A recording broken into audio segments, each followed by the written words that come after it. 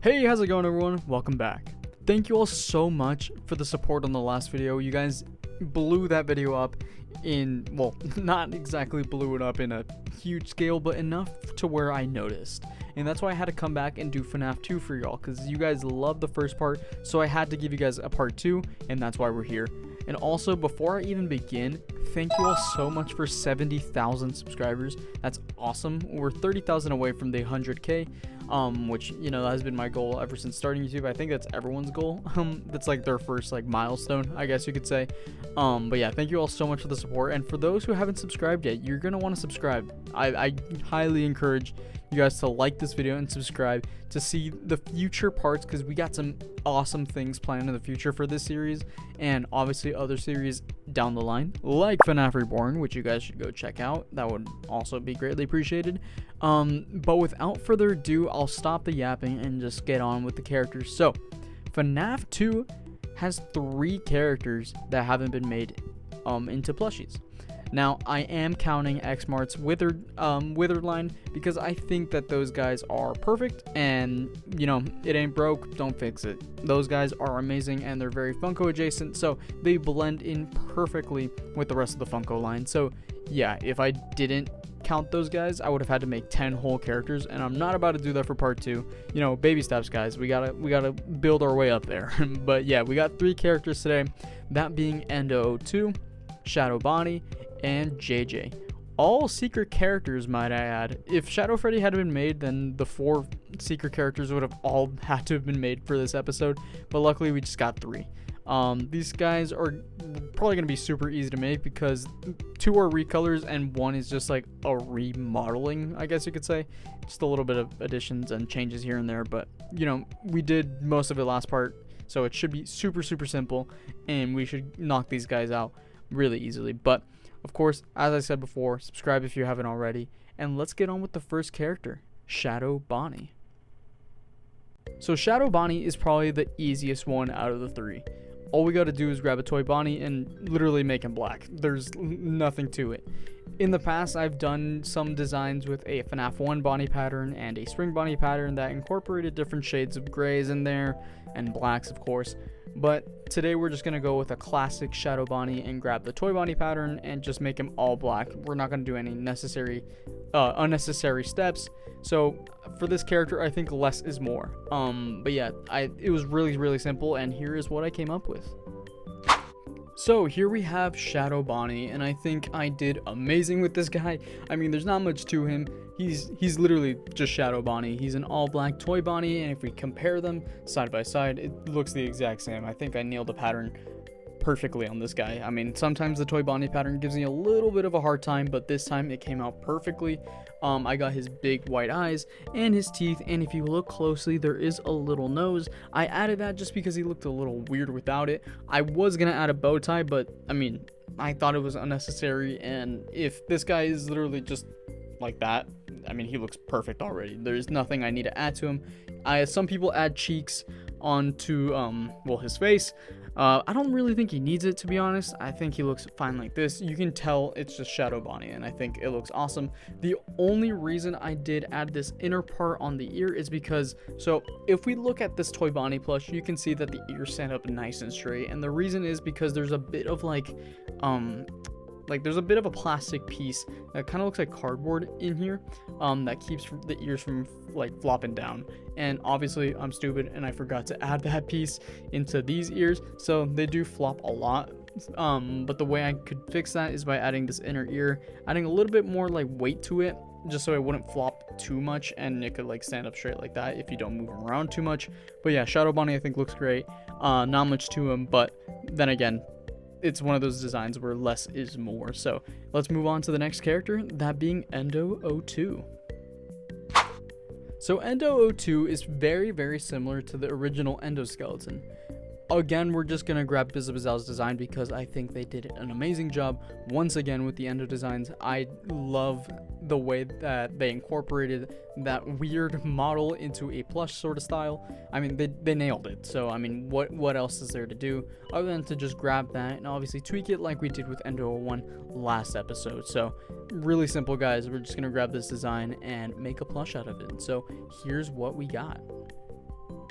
So here is Endo02, and I think this guy looks very funny and very, very derpy. If we had a stoner character last episode that was the cupcake, this guy is definitely the stoner for this episode. I mean, look at him. He literally just looks dumbfounded all the time. He looks so stupid, but in the best way possible, of course. You can tell that we literally just got the Endo head from last episode and did the same thing, just added some ears on the side. The mouth is open this time, like not really open, but like it looks open, I guess. The teeth aren't completely closed. I just wanted to differentiate him a bit from the original endoskeleton. I had the little teeth. They look a little wonky, I'm not gonna lie, but I think it does the job well done. I mean, it looks like the Endo too, so it doesn't really matter. The body is a bit different. It just goes straight diagonal, like there's no like I guess like curve to it. This guy literally is just a diagonal body, so I think it looks very, very nice. The limbs are the exact same. He's got some dark gray hands and feet, which I think gives him some like depth and a different sort of like contrast to the normal body. I added some lines just to like add something to the arms and legs so it didn't look empty, but I try not to overdo it because sometimes people do overdo designs, especially when it comes to the endoskeleton. So I also added this little like rib piece right here down the middle because I felt like his body also needed some sort of contrast, and I think this guy looks awesome. The Sharpie work is also pretty good on him. I think I did pretty good. It's not too much, but it's not too little. I think it's the perfect blend of enough detail where you can tell what the character is, but not too much to where it doesn't look oversaturated or just cluttered in general. So I'm really glad we did that with the Endo 2. Let me know what you guys think, because it's my least favorite of this episode, but it is still a good plush in my opinion. So let me know what you guys think. The Endo is a very silly looking guy in my opinion, but I think he turned out great. Now let's move on to JJ. And this character gave me a headache for a long time. I've only made one other JJ, and that was honestly a pain because I had to grab Sharpies.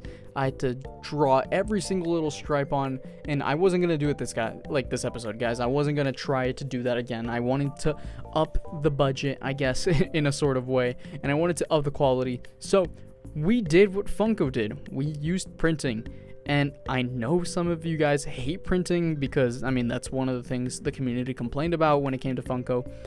But I think in this case, especially with Balloon Boys and I guess Balloon Girls, it's a very necessary tool to grab those details like the stripes on the body and the hat. So thank you to JustBrook62 for supplying this print job. They did an amazing job with the printing. I think it looks awesome and is super close to the original Funko printing. Obviously this one is a little bit more just like, I guess you can tell that it's printed on there, but you know, they did an amazing job and I couldn't have done this plush without them. So thank you guys. Go follow them on Instagram, they're amazing. But yeah, I'll quit talking. Here is what JJ came out looking like. So here is JJ, and I think she looks awesome. I think it looks exactly like BB right here. Like if you put them side by side, they look the exact same. Come on guys, like they look identical. The only difference is that the colors on the hat are different, of course, but the printing that JustBrook did is awesome. You can tell it's printed, like if you put it like that, you can tell that there is some white under there, but if you just flop it down, it looks awesome, and I think it's the closest thing we're ever gonna get to Funko printing quality, I guess. I mean, I think they perfected it when it came to Balloon Boy, but we got very close, guys. I mean, this looks awesome in my opinion. The body even looks awesome. The buttons are printed on. Could you guys even tell that? I mean, it looks sick. This is a super cool plush. I'm never gonna sell it. This is probably one of my proudest like things I've ever made because of like the materials used and the methods used, I guess. And I think I nailed the face pretty well. The BB face is a hard sort of like thing to capture. I mean, the shapes are kind of irregular and it's sort of weird to replicate, but I think I did a pretty good job. I think the face looks exactly the same. The only only complaint I would give about this plush is that the skin color is a little too like saturated.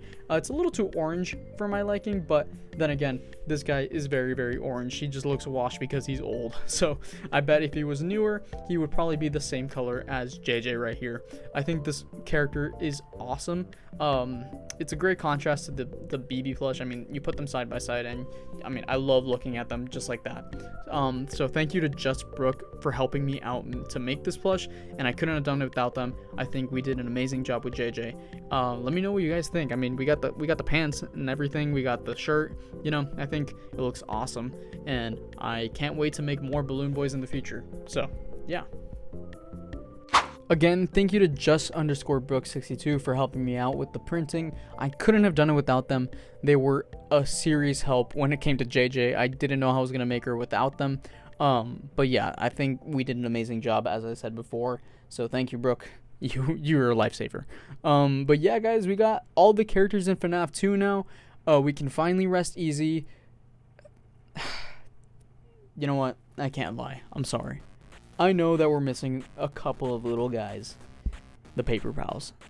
And you guys might be wondering, so they get a plush, but you know, Stuffed Freddy doesn't get a plush from last episode? And yeah, guys, my rules are a little weird. They're gonna get weirder down the line, but we are gonna make the Paper Pals mainly because they do have a FNAF World appearance. So they're a playable character. They're not just a prop. So I feel kind of entitled to make them. So yeah, here they are. I honestly had no idea we were going to be doing this, guys.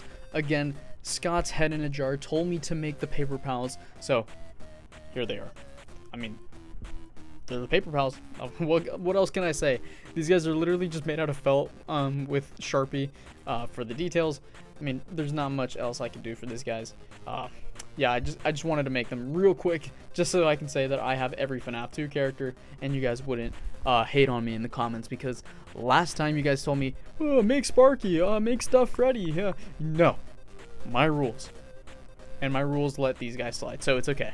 But let's put these guys next to the rest of the FNAF 2 wave, and let's see how big this game is, because there's a lot of characters. Like, I mean, a lot. Especially because Shadow Freddy and Golden Freddy have variants. So let's just go put them side by side and see how big the collection is.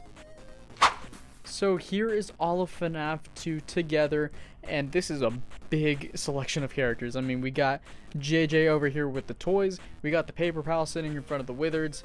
Oh yeah, Wither Chica's right there. We got Shadow Bonnie and Endo with the other secret characters, and I think this collection is starting to get really, really big. I mean, if this is just FNAF 2, imagine with all the other games combined, it's gonna get crazy. The plush collection is definitely gonna be cool.